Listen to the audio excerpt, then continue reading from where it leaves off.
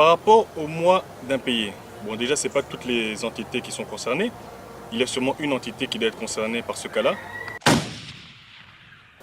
Le gouverneur a décidé de changer d'avis. Il avait une plus grande idée pour la ville de Boma et une plus grande ambition. Il ne voulait pas juste réfectionner le stade, il voulait refaire un tout nouveau stade. Donc ça fait partie du programme pour que le port en eau profonde là-bas soit vraiment intéressant pour la ville même de Boma. Bon, tout d'abord, dire que la fondation s'efface et s'écarte, je pense que c'est faux, parce que si je suis venu aujourd'hui aussi principalement, c'est pour inaugurer un pont que nous avions commencé. Je pense que Dieu a un timing. Dieu a un timing bien précis pour chacun de nous. Pour répondre à votre question, l'honorable Simon Floribert Mbachimbacha, c'est quelqu'un que je respecte beaucoup, qui a une grande expérience politique et qui conseille bien au niveau politique.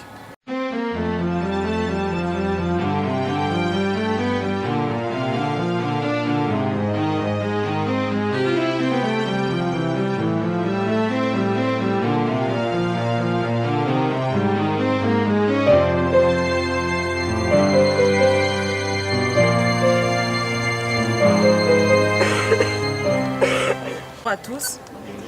Alors je vous remercie tous d'avoir répondu à l'invitation de l'honorable Mambimbi Alain. Alors moi vous me connaissez tous, je suis Ornélie Pand, journaliste ici à Boma. Mais je tiens à rappeler qu'ici je ne suis pas comme journaliste de la RCB, mais je suis ici comme communicatrice de l'honorable Mambimbi Alain. Alors aujourd'hui nous avons un point de presse avec l'honorable Alain Mambimbi. Et ce point de presse portera sur 2 points. Déjà, le premier point, ça sera sur l'activité ou les activités de la Fondation Mambimbi. Et puis, le second sera basé sur l'actualité de l'ère dans la République démocratique du Congo en général et dans la province du Congo central en particulier. Alors, ça se fera comment? Ça va se passer en 2 temps. Premièrement, l'honorable va nous parler brièvement des activités liées à la Fondation Mambimbi. Et là-bas, après son allocution, nous passerons au jeu de questions et réponses. Alors là, vous n'aurez qu'à poser des questions qui sont liées à la Fondation Mambimbi. Et à la deuxième partie, l'honorable nous dira un peu sur quelques sujets de l'actualité auxquels il voudrait bien réagir. Et après, nous passerons au jeu de questions et réponses. Alors chaque journaliste aura 2 questions à poser. Une question à la première partie et une question à la deuxième partie. Alors, sans plus tarder, pour ne pas trop monopoliser la parole, honorable, nous vous donnons la parole. Donc je voulais remercier tout d'abord vous, bien évidemment la population et Dieu pour ces élections. Parce que grâce à vous, grâce à la population, j'ai pu être élu comme leur représentant. Donc je remercie tous ceux qui ont voté pour moi et je remercie bien évidemment aussi ceux qui n'ont pas voté pour moi. Mais je suis leur représentant, je suis le représentant de Boma, de tout Boma en général. Donc merci encore à tous. Je ne vais pas vous décevoir, bien évidemment. Tout ce que j'ai promis lors de la campagne électorale, je vais le réaliser. Donc je suis venu aujourd'hui pour répondre aux diverses questions de la presse et j'imagine que c'est les mêmes questions que la population se pose. Donc sans plus tarder, je pense qu'on peut directement aller aux questions pour pouvoir balayer un peu tous les sujets d'actualité. La Fondation Mambimbi, Reg, vous êtes le premier à poser vos questions. Reg Elengesa, de la RTDN, Radio Télévision Diocésaine Gouzani. Moi, en fait, c'est ce que rencontre le gens à la cité et nous aimerions le vérifier à la source, donc chez vous, honorable. Sachant que la plupart de votre main-d'œuvre sont membres de la Fondation Mambimbi et que le gestionnaire de vos différentes entités de la place sont en registre ou sont débuteurs de plusieurs mois d'un paiement de cette main-d'œuvre. Vous, en tant qu'autorité morale de la Fondation Mambimbi, comment expliquerez-vous ces faits, c'est-à-dire les impayements enregistrés par le gestionnaire de vos différentes entités de la place? Merci. Bon, déjà, on n'a pas un gestionnaire de toutes les entités. Nous avons plusieurs directeurs généraux de toutes les entités que nous avons. Ça, c'est pour déjà préciser ce que vous avez dit. Par rapport au mois d'impayé, bon déjà ce n'est pas toutes les entités qui sont concernées. Il y a sûrement une entité qui doit être concernée par ce cas-là. Et si c'est le cas, c'est un petit retard peut-être qui est dû à un manque de rentrée par rapport à cette activité-là. Mais bien évidemment, nous, groupement économique, nous avons à cœur de pouvoir appuyer les entités qui sont dans le besoin, que ce soit au niveau des charges fixes de l'entreprise ou des charges variables. Donc, les on-dit de tout ce que certaines personnes qui sont bien évidemment contre nous aiment bien propager dans toute la ville pour ternir notre image, il y a peut-être un retard de 1 mois de loyer, de salaire peut-être, ou 2 mois peut-être, mais c'est juste une question de temps pour que ce soit réglé. Donc une question que le mécanisme se mette en place pour que les autres entités puissent appuyer cette entreprise-là. Donc c'est juste une question de temps.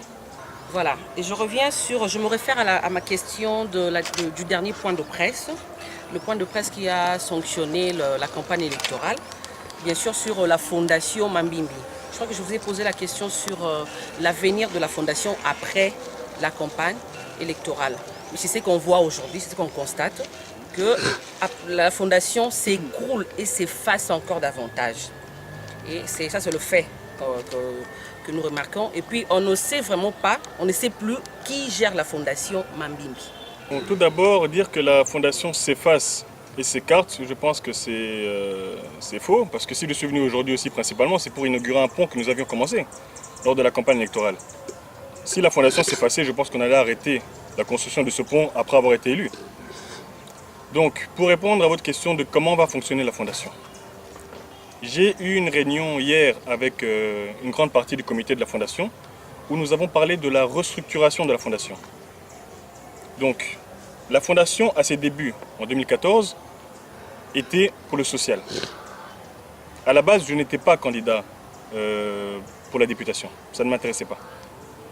Mais en posant des actions à gauche, à droite dans la ville de Boma, j'ai réalisé que l'État était non seulement absent, mais surtout que l'État n'aidait pas les personnes qui voulaient faire du bien dans la ville. C'est donc tout le comité de la fondation, tous ceux qui m'entouraient, qui m'ont poussé à postuler. C'est la raison pour laquelle j'ai commencé à postuler. Mais la fondation n'a pas été créée pour la politique.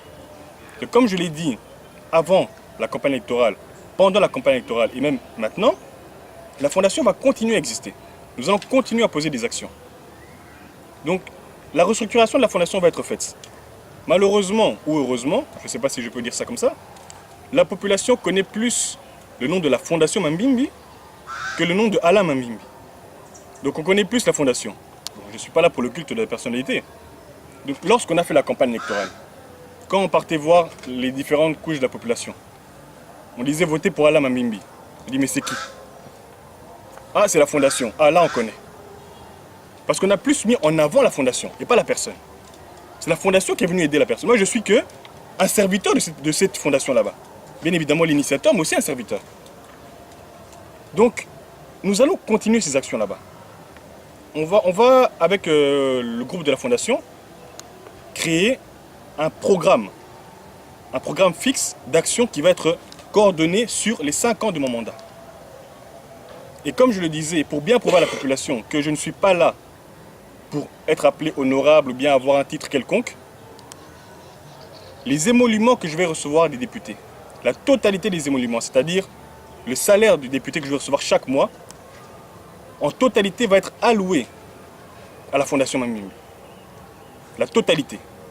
Donc, avec ces émoluments connus, les salaires de députés, nous allons établir un plan d'action sur les 5 ans. C'est-à-dire, voilà le budget alloué sur les 5 ans par rapport à ce que le député va gagner. Et nous allons poser des actions par rapport aux grands axes de ce dont la ville a besoin. C'est-à-dire l'eau, l'électricité, les routes, la sécurité, l'insalubrité. Et bien évidemment, mettre aussi un accent sur la jeunesse parce que bon, grâce à Boma, nous avons le plus jeune député de la province. Grâce à Boma. C'est grâce à la population. Donc nous allons mettre un accent sur la jeunesse. Pour mettre la jeunesse en avant et prouver que la jeunesse a des capacités. La jeunesse aussi a ce pouvoir-là de changer les choses. Parce qu'ils ont le conseil des aînés et ils ont la motivation de la jeunesse. Donc la fondation va mettre en place un plan que je vais vous donner un peu plus tard, une fois que le plan sera déterminé, parce que nous allons restructurer la fondation. Il y aura l'organigramme qui sera fait. Une fois que l'organigramme sera fait, nous allons mettre l'équipe en place pour faire ce projet détaillé. Il y aura le budget, il y aura les actions posées. Nous allons prendre et écouter toute la couche de la population pour savoir quels sont les réels problèmes de la ville. Et j'ai besoin de toute la population pour me dire quels sont les réels problèmes. Donc, une fois que nous avons ça, nous allons établir les priorités et les urgences et nous allons directement avec la fondation poser les actions. Pas en tant qu'honorable, mais principalement en tant que fondation dans le social. Honorable, aujourd'hui, vous êtes autorité morale de la fondation qui porte votre nom, mais vous avez aujourd'hui une casquette de politicien, alors que hier vous ne l'étiez pas. Dans votre fondation, il y a des membres qui ne sont pas de l'obédience de votre parti politique. Alors moi je me pose la question, comment vous entendez fidéliser ces membres qui ne font pas partie de votre parti politique? Merci. Très bien que vous me la posiez. Il faut faire une distinction entre les choses. La fondation, c'est une ASBL, association sans but lucratif. Donc, la fondation est là pour le social. Le parti politique, c'est pour la politique. Je ne suis pas de ces gens qui veulent utiliser la fondation pour faire de la politique. Malheureusement, bon, je crois que c'est l'habitude que nous avons tous donnée à la population ici.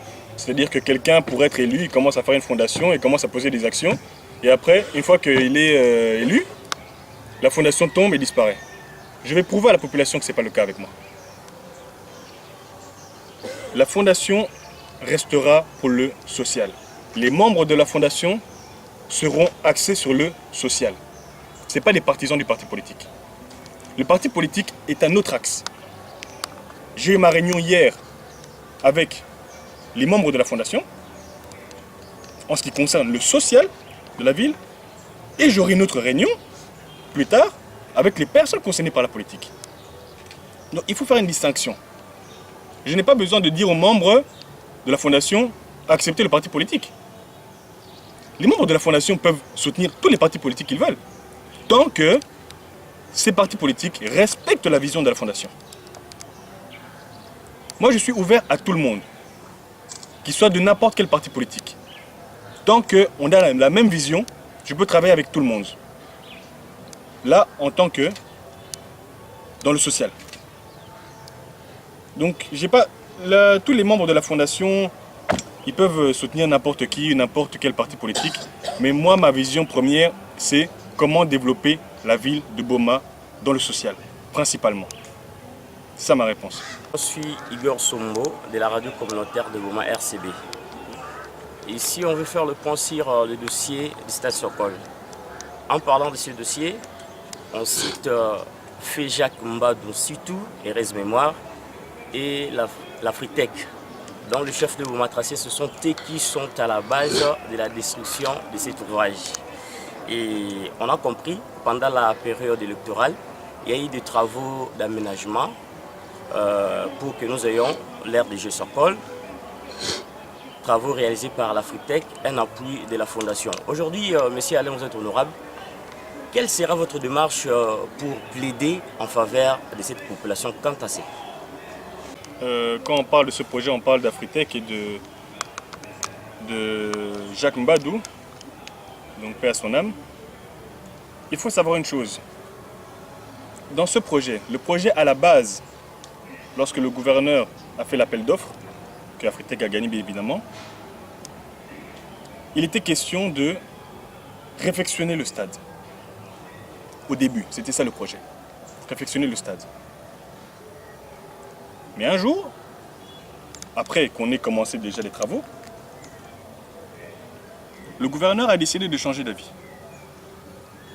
Il avait une plus grande idée pour la ville de Boma et une plus grande ambition. Il ne voulait pas juste réfectionner le stade, il voulait refaire un tout nouveau stade. Donc bien évidemment, il a convié la société qui avait gagné l'appel d'offres, en l'occurrence Afritec, pour expliquer son changement d'avis. Donc on est parti maintenant sur la construction d'un nouveau stade. bien évidemment, le budget change. Nous avons donc commencé les travaux. Donc il fallait détruire tout le stade pour commencer les nouvelles fondations. Mais il s'avère que la province, à un certain moment, n'avait plus les moyens. Donc, beaucoup de choses se sont dites à gauche, à droite. Mais jusqu'à aujourd'hui, nous n'avons jamais eu les moyens pour terminer ce que nous avons commencé. Bref, le stade était complètement cassé. Mais évidemment, par rapport aux travaux, ce n'est pas Afritech qui a décidé de casser le stade. Ce n'est pas nous qui sommes venus en train de dire bon, on va tout casser ici, là, le reste on verra. Ça faisait partie du marché. Mais la suite n'a pas été donnée malheureusement. Donc, comme vous dites, pendant la campagne électorale, en tant que candidat député, en tant que membre aussi bien évidemment du groupe Afritech, je me suis dit, nous allons faire quelque chose pour au moins que la population puisse jouir un minimum de ce stade-là. Je ne l'ai pas fait parce que je me sentais coupable, loin de là. Donc nous l'avons fait pour que la population, comme je dis, je me soucie de la jeunesse, mais aussi de tout ce qui est sport, pour que la population ait un minimum pour pouvoir utiliser leur stade. Maintenant, pour la suite, concernant ce stade, j'ai vu le gouverneur, son Excellence Atou, par rapport à ce stade-là. Pendant qu'il faisait l'intérim, pendant la campagne électorale des gouverneurs, et même après, je l'ai embêté fortement pour la question de ce stade. Et bien évidemment, plusieurs autres questions de la ville de Boma. Mais comme vous posez la question par rapport au stade, je mets en exergue cette question-là. Donc, je l'ai poussé pour que le stade puisse être terminé. Bon, il m'a fait comprendre que nous allons mettre tous les moyens en place pour pouvoir avoir un stade digne de ce nom, c'est-à-dire la clôture du stade, les gradins, etc. D'ailleurs, la preuve est que dans le programme du gouverneur, si vous pouvez vous procurer le programme du gouverneur, vous verrez clairement qu'il y a un budget alloué pour la construction de ce stade-là. Donc on a déjà fait un grand travail qui est le terrain. Maintenant, il faut le terminer. Et le gouverneur m'a donné sa parole qu'il terminera ce stade-là pour nous. Donc, en tout cas, ne vous inquiétez pas, je vais suivre le gouverneur qui porte Boma dans son cœur. Et il m'a fait clairement comprendre que ce sera une des villes qu'il va suivre pour son développement. Donc je compte sur le gouverneur et j'ai confiance en lui pour qu'il puisse tenir sa parole. Donc voilà, merci. Je suis là sur le compte de la magazine Écho de la province. J'aimerais juste rentrer sur la fondation. Vous avez essayé un peu de nous dire que voilà, l'idée de la création de cette fondation, c'était plus l'idée sociale. Et maintenant, nous avons entendu ce que vous avez dit, que voilà, vous allez restructurer la fondation. Alors, au début, c'était une idée sociale. Et lorsque vous allez restructurer cette fondation, vous allez prendre quel angle? Voilà, c'est ça la question. La fondation, comme je l'ai dit, a été créée pour le social. Bon, les faits qu'il y a eu, c'est-à-dire qu'il y a eu les élections, et la fondation est une base en elle-même, par rapport aux actions qu'on a posées. Quand je dis restructurer la fondation, c'est pourquoi? Parce que, comme j'ai pu le voir dans différentes questions qui m'ont été posées, il y a une confusion entre la fondation et la politique.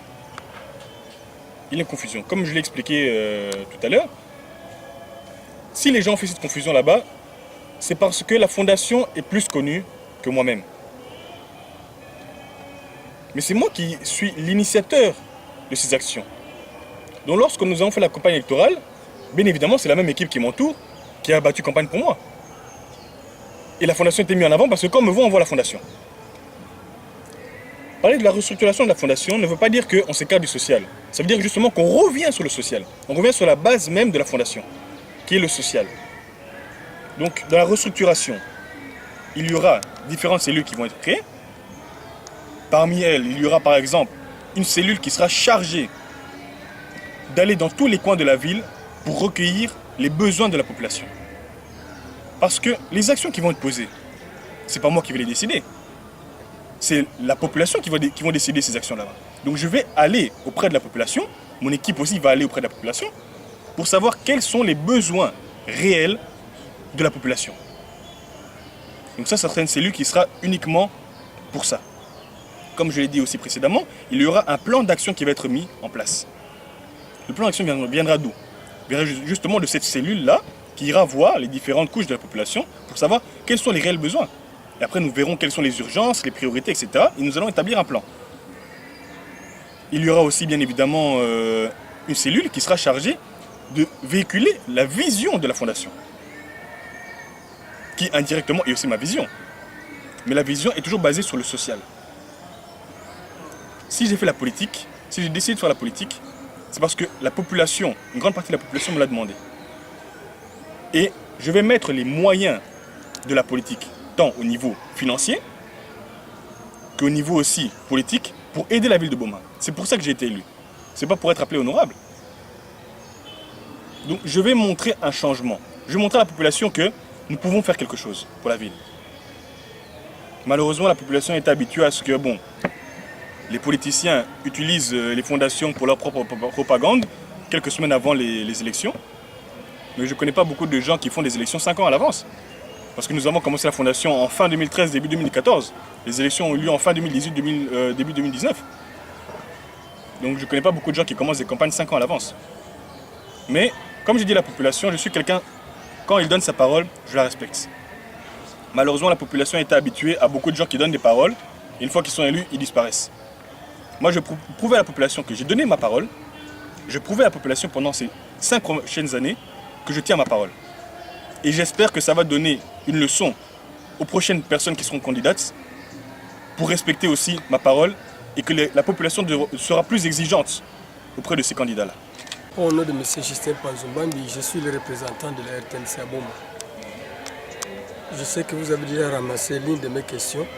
La plus pertinente, c'est de savoir la vision que vous avez pour la ville de Boma. Vous avez donné un élément de réponse quant à ça par rapport au social.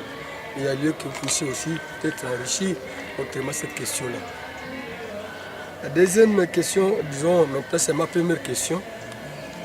Quelle chance accordez-vous au gouvernement provincial qui vient d'être voté par les députés provinciaux que vous êtes? Et je vais citer, pour ne pas être gourmand, par quelque chose, peut-être une anecdote.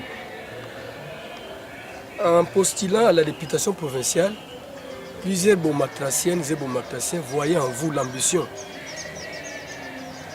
de vous présenter comme candidat gouverneur du Congo central. Par où, si vrai ou faux, si vrai, par où est passée cette bonne ambition honorable? Je suis flatté de ce que j'entends. Si les bruits circulaient que j'étais capable d'être gouverneur, c'est en tout cas que la population me porte vraiment dans son cœur. Et que la population sait que je suis capable d'assurer ces fonctions. En tout cas, je suis flatté. Je suis flatté. Bien évidemment, pourquoi je n'étais pas candidat? Au début de ces interviews, j'ai remercié la population et j'ai également remercié Dieu pour ces élections-là. Je pense que Dieu a un timing. Dieu a un timing bien précis pour chacun de nous. Dieu m'a fait comprendre par diverses choses que ce n'était pas le bon timing. Il y a un temps pour tout. Il y a un temps pour tout. Nous sommes là, jeunes. J'ai encore une longue vie devant moi, que Dieu me prête vie en tout cas. Pour ceux qui ne le savent pas, je n'ai que 27 ans. Donc je suis le plus jeune député élu. Je ne suis pas pressé. Vous savez, à force de vouloir courir trop vite, on risque de tomber. Donc, j'écoute la parole de Dieu. J'écoute les orientations de Dieu. Et Dieu m'a fait comprendre, par diverses choses, que ce n'était pas le bon moment. Donc, pour répondre à votre question par rapport au gouvernement provincial qui vient de sortir, je m'entends très bien avec le gouverneur Atou. Je m'entends très bien avec le vice-gouverneur Justin. Je m'entends très bien aussi avec la plupart des membres de ce gouvernement, la plupart des ministres. Parce que comme vous le savez, il y a 6 ministres sur 10 qui sont issus de l'Assemblée. Donc il y a des personnes que je connaissais déjà bien avant les élections. Il y a d'autres que j'ai connues dans l'hémicycle. En tout cas, je pense qu'il faut vraiment leur laisser une chance. Je vais tout faire pour les appuyer tant au niveau politique qu'au niveau économique. Ils ont donné leur programme, c'était vendredi. En tout cas, le programme est très intéressant. Nous allons l'aider pour pouvoir faire en sorte que ce programme puisse être réalisé. Donc j'ai confiance en cette équipe. Je m'entends très bien avec la plupart d'entre eux. Donc je pense qu'on peut faire de grandes choses pour cette ville. La volonté y est. J'ai discuté avec eux plusieurs fois, comme je dis, pendant qu'il était en intérim, pendant la campagne électorale, et même après. Il a une réelle ambition pour la ville. Maintenant, bon, à nous, députés, de l'accompagner. Qui dit accompagner veut dire contrôler, soutenir, aider, conseiller. Donc nous allons faire en sorte de pouvoir l'accompagner dans sa vision. La question de M. Justin Panzou, nous avons déjà entamé la deuxième partie de notre point de presse qui est liée aux activités politiques de notre pays et de la province. Alors, sans plus tarder, nous passons déjà avec Fleris pour continuer notre point de presse.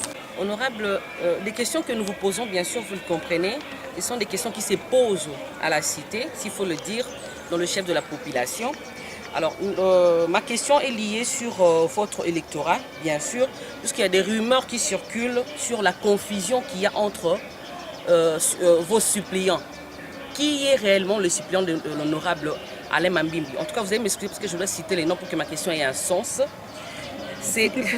Voilà, on me dit de ne pas citer les noms, mais qui est réellement le suppléant de M.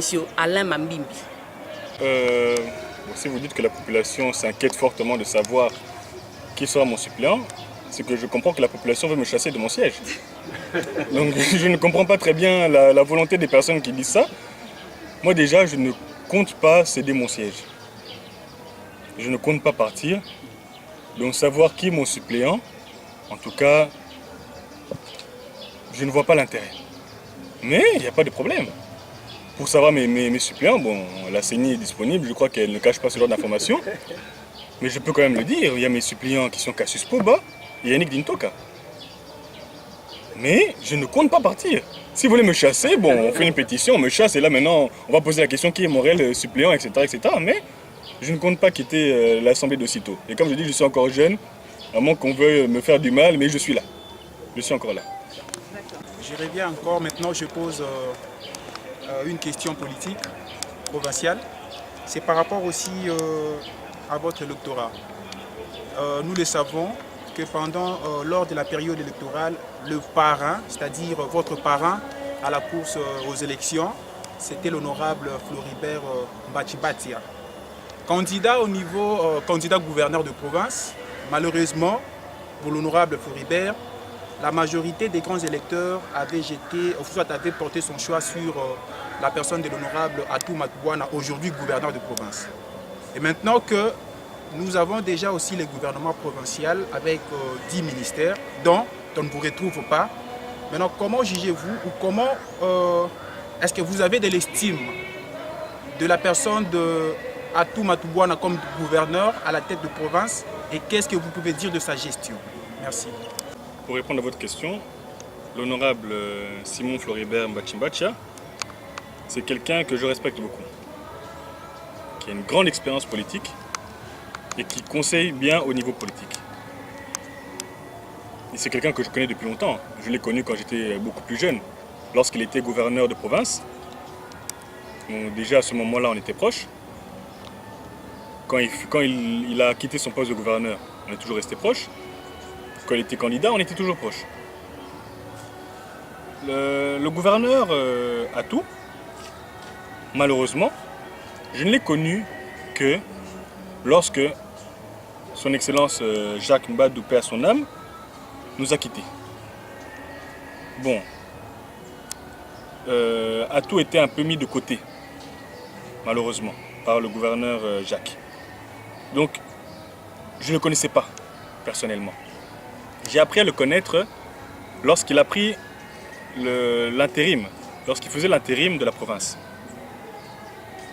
Donc j'ai appris à le connaître à ce moment-là. J'ai aussi appris à le connaître lorsque j'ai été élu député. Parce que je faisais partie du bureau provisoire en tant que plus jeune de l'Assemblée. J'occupais le poste donc, de premier secrétaire ainsi que le poste de questeur de l'Assemblée. Et c'est là que j'étais amené à avoir plusieurs discussions avec lui et plusieurs échanges. J'ai vu en lui quelqu'un qui a l'amour pour la province. Quelqu'un qui est motivé pour changer les choses. Donc je ne peux que soutenir cela. Donc, Atou maintenant est gouverneur de la province. Moi, je ne cherchais pas à être dans le gouvernement. Je cherchais à avoir quelqu'un qui puisse changer les choses de la province et qui puisse défendre la province. Qui puisse avoir un projet, bien évidemment, qui fasse en sorte que la province et bien évidemment la ville de Boma puissent se retrouver. Donc, si le gouverneur, dans son programme, a mis plusieurs points pour la ville de Boma, bien évidemment, bon, je vais pousser pour qu'il y ait encore plus de points que ça, mais je ne peux que le soutenir. Et en côtoyant le gouverneur, j'ai vu que c'était quelqu'un de bien, quelqu'un d'ouvert et quelqu'un à l'écoute. Donc là encore, à l'heure actuelle, je peux appeler le gouverneur, il va répondre directement, il va m'écouter. Si je veux le voir, je n'ai pas besoin d'audience. Il me l'a dit clairement, que ce soit lui, que ce soit le vice-gouverneur Justin. Ils me disent la même chose. On est totalement ouvert, pas seulement parce que je suis honorable, mais aussi parce que je suis une personnalité économique ici, dans la province du Congo central, et principalement dans la ville de Boma. Donc, je vais accompagner ce gouvernement-là, tant politiquement que économiquement. Si j'ai des idées, je vais leur soumettre l'idée. S'ils peuvent nous aider, en tout cas, ils feront tout pour nous aider. C'est ce qu'ils m'ont dit. Donc je ne suis pas du tout déçu du choix du gouverneur. Pas du tout. Nous allons faire en sorte de l'accompagner.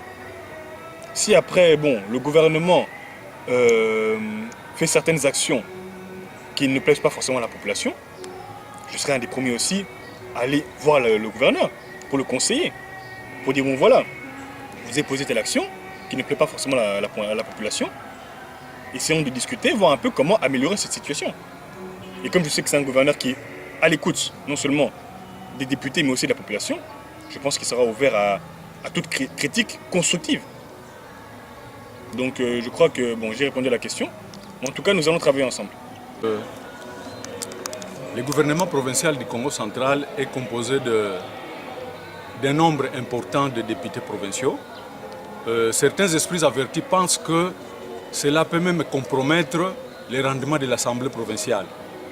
Alors, comment réagissez-vous à ceux-là qui pensent de cette manière-là?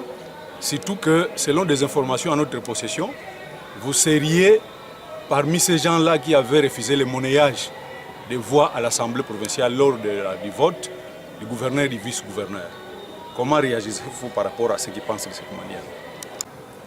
Bon, déjà, le fait qu'il y ait 6 ministres qui sont issus de l'Assemblée, je tiens à rappeler aux personnes qui ont un petit doute par rapport à ça, que l'Assemblée est composée de députés provinciaux. Les députés provinciaux qui ont été élus par la population. Donc le fait que ce soit des élus de la population qui se retrouvent au niveau des ministères, je pense que c'est une bonne chose pour la population.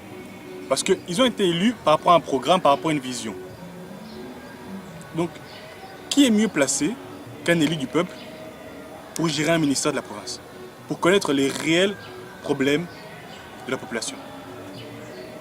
Si on prenait quelqu'un d'autre, bien évidemment, il y a 10 ministres, 4 ne font pas partie de l'Assemblée et 6 font partie de l'Assemblée. Ceux qui sont issus de l'Assemblée pourront orienter le gouvernement pour aller dans le sens de ce que la population veut. Parce qu'il est ministre, mais il ne s'est pas détaché de sa base. Et en étant ministre, son suppléant a pris la place au niveau de l'Assemblée.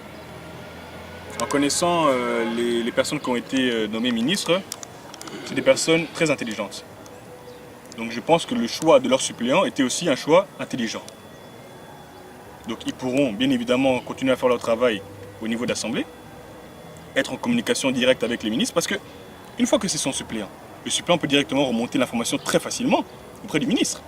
Pour dire voilà, il y a tel problème, ils sont de trouver une solution.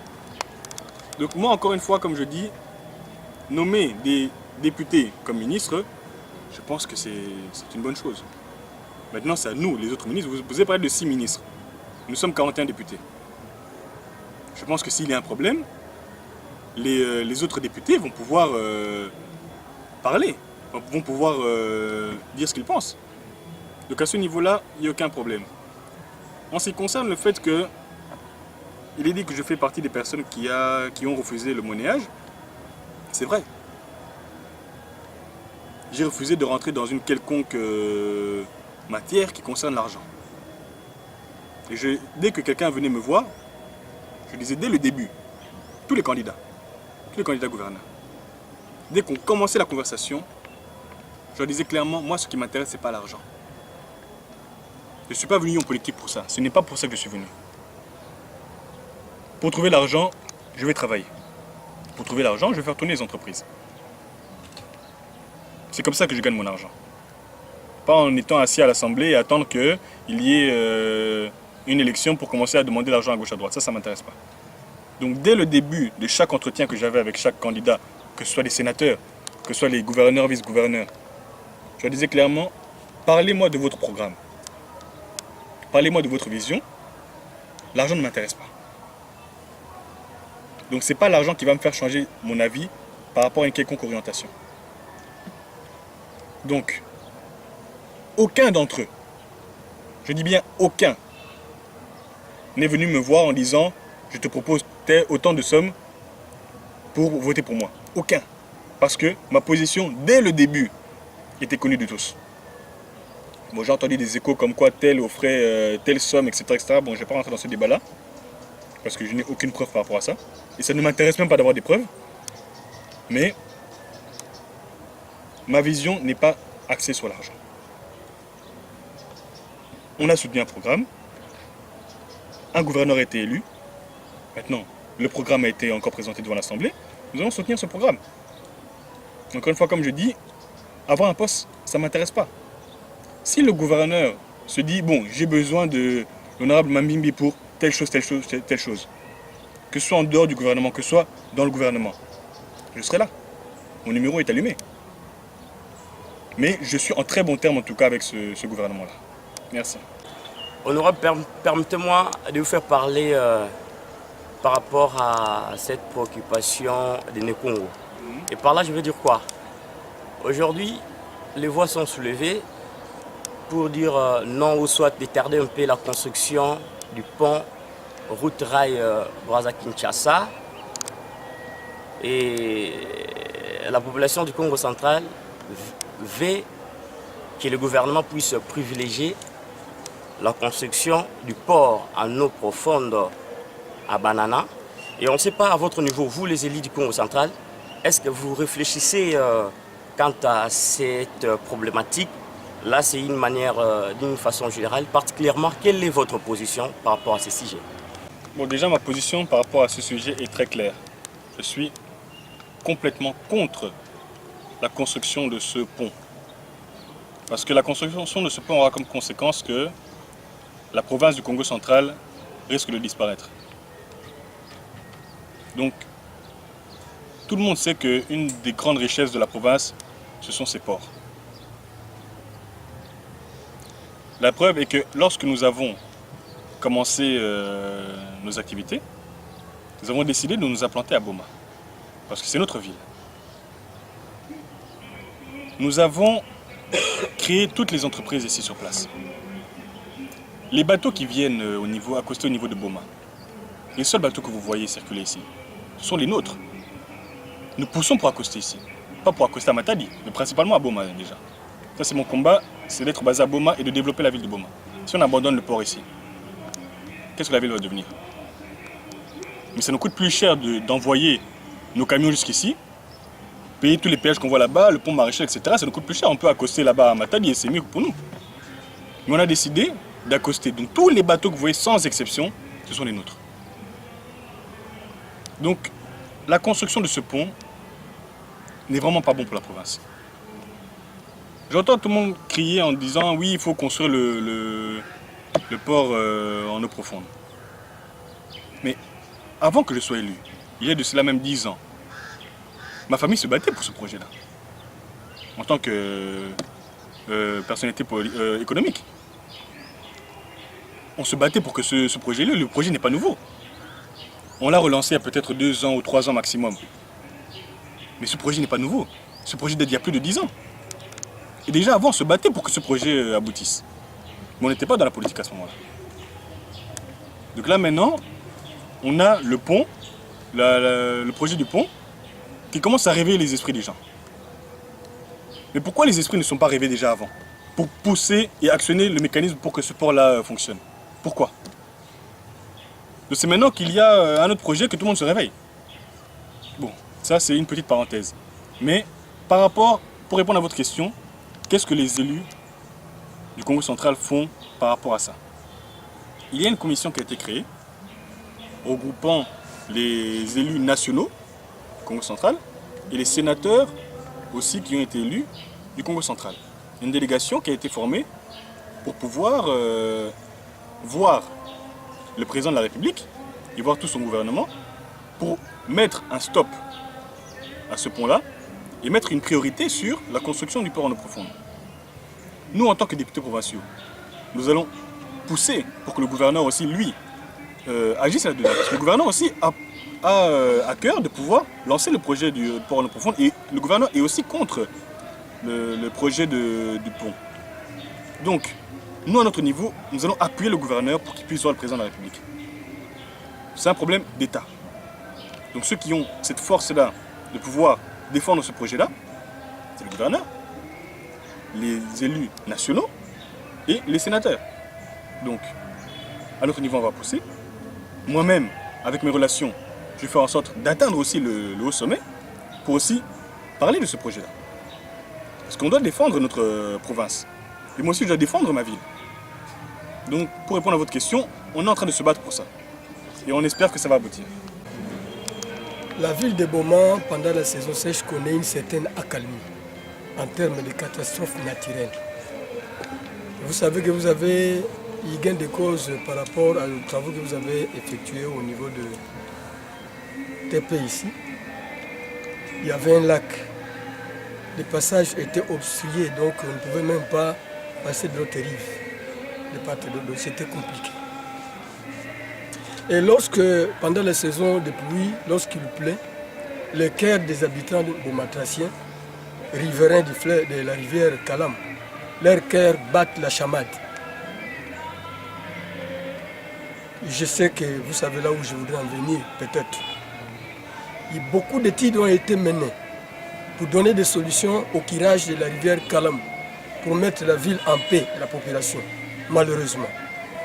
Des missions sont descendues, des missions provinciales, nationales, africaines, internationales, mais jusqu'à preuve du contraire, rien n'est encore fait. Vous, en tant qu'élu de la ville de Boma, vous avez dit que votre vision est de développer la ville de Boma sur le plan social.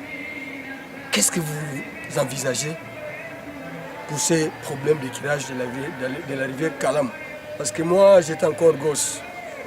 Les véhicules, les navires, même les pirogues partaient du fleuve jusqu'à vers le rond-point sur la rivière Kalam. Aujourd'hui, ça n'existe plus. Et quand nous allons dans la commune de Kabondo, le pont à Janako, là-bas, il y avait un passage de véhicules qui transportaient de moellons, de caillasses, du sable, tout ça, jusqu'au pont Tipé. Maintenant, là, ça n'existe plus.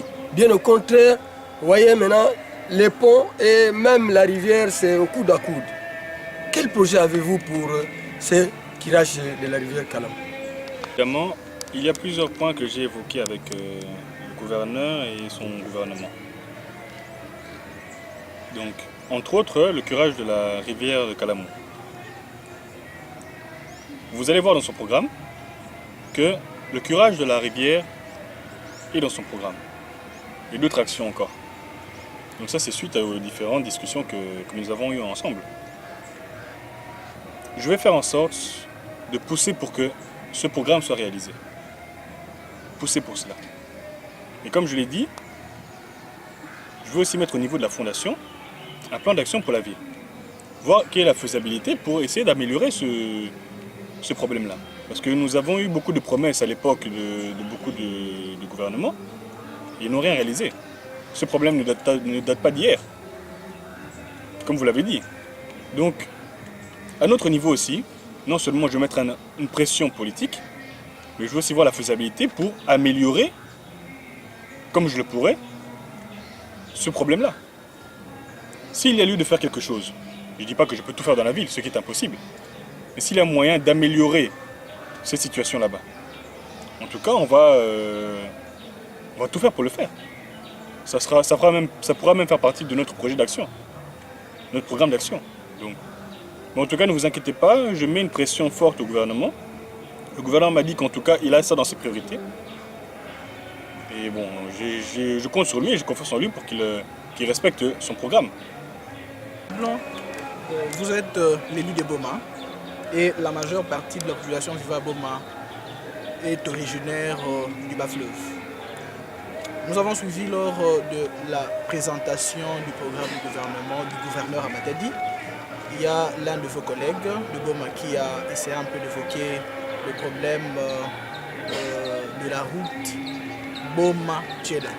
Dernièrement, la population de Boma était contente de voir l'arrivée du chef de l'État qui croyait que voilà, maintenant le chef va lancer les travaux de la route de Boma-Tchela. Mais curieusement, c'était pour lancer les travaux de la route Boma-Mwanda et Boma-Matadi. Alors, vous en tant que l'élu de Boma, aussi originaire du Bas-Fleuve, quel sera votre rapport auprès du gouvernement provincial d'abord sur la construction, soit sur l'érection de la route Boma-Tchela, aussi de la voirie urbaine à Boma, parce que celle-là est défectueuse. Merci. Bon, déjà, il faut savoir qu'il y a déjà un projet par rapport à cette route, Manterne-Tchela. Il y a déjà ce projet-là. Il suffit juste de le relancer et de l'appuyer. Donc ce n'est pas un projet qui n'existe pas ou bien quelque chose dont jamais personne n'a parlé. Il existe. Le projet est là. Donc on va juste faire en sorte, nous en tant qu'élus, de pousser pour que ce projet continue. De pousser pour que ce projet se fasse. Donc à ce niveau-là aussi, ne vous inquiétez pas, je suis en train de me battre pour que ce projet évolue. Parce que, principalement, on est à Boma, mais moi je suis originaire de Tchela. Donc ça me tient à cœur que nous puissions tous être connectés. Je connais l'état de la route Manterne-Tchela, c'est une catastrophe. Mais nous allons tout faire, tant au niveau économique que politique, pour que ce projet se fasse. Le fait d'inaugurer la route Boma-Mwanda, c'est très bien aussi. Parce que nous sommes en train de pousser pour le port à Banana là-bas. Mais si le port est construit qu'il n'y a pas de route, qu'est-ce que les gens vont faire? Donc ça fait partie du programme pour que le port en eau profonde là-bas soit vraiment intéressant pour la ville même de Boma. Parce que les camions vont passer par ici, ils vont s'arrêter, ils vont acheter, ils vont consommer. Bon, il y a toute une activité qui va se créer autour de ça. Mais s'il n'y a pas de route, qu'est-ce qu'ils vont essayer de trouver des barges pour aller de Mwanda là-bas jusqu'à Boma ou bien Matadi directement. Mais en tout cas, cette route aussi est très importante. On ne peut pas laisser une route pour en faire une autre. Non, il faut faire les deux routes. On va trouver des financements peut-être différents, mais les deux routes doivent être faites. Donc, pour répondre à ta question, on est en train de se battre pour ce projet de la route, principalement Manterne-Tchela. Alors nous disons merci à l'honorable Alain Mambimbi d'avoir accepté de répondre à la presse. Et merci à vous, chers confrères et consoeurs de la presse, d'avoir répondu à l'invitation de l'honorable Mambimbi Alain. Donc nous vous remercions tous et nous vous disons à très bientôt. Merci.